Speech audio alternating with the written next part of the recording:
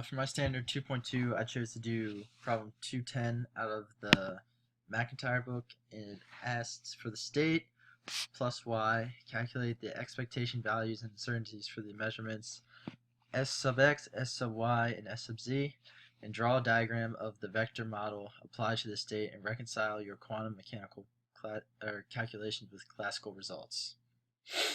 So first I will calculate the expectation values for Sx, Xy, and Sz for the state plus y.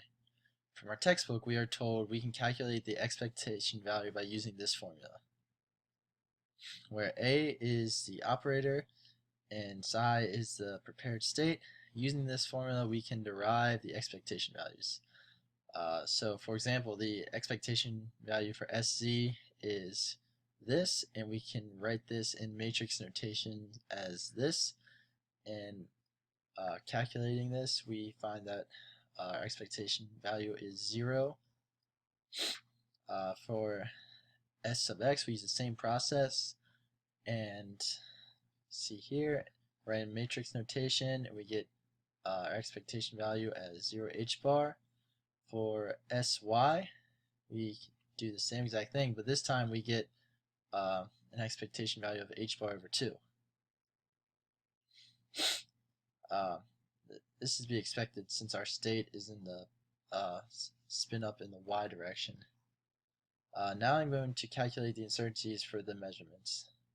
The standard deviation, which this is a symbol for standard deviation where A is an operator, represents uncertainty in the results of an experiment. In quantum mechanics, uncertainty is inherent and you cannot improve the result by redesigning an experiment. We will calculate the minimum uncertainty allowed by quantum mechanics.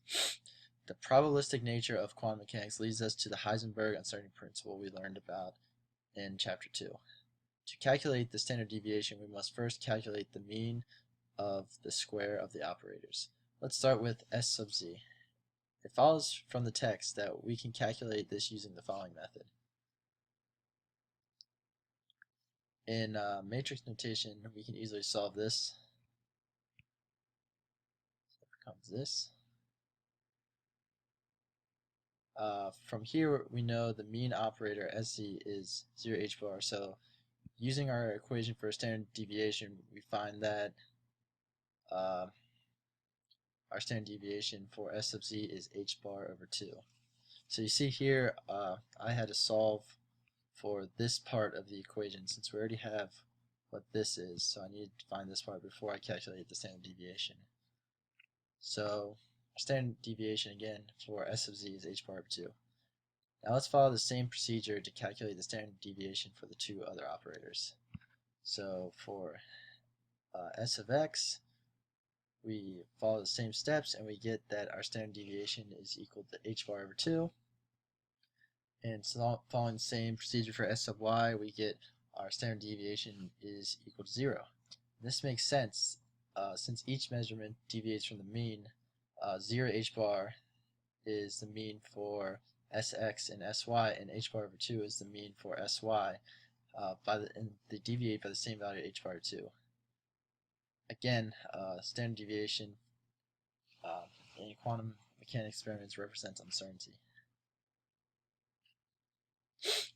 For the spin 1/2 system, the expectation value of the operator s squared is this, and this implies the length of the spin vector for our vector model is going to be h bar, or square root of h bar over 2. This should actually be a square root of 3 over 2 times h bar. In my vector model, you can see the total spin vector circling around the y-axis at a constant angle right here with spin component s sub y. Using our expectation values and uncertainties we derived above here is our vector model depicting the classical spin vector with the allowed quantum mechanical components. I have included a 3D vector model and a 2D vector model. So here's 3D. Again, this should be square root of 3 over 2 times h bar, not square root of h bar over 2. So you see that is it right there. And here are allowed quantum mechanics components right here.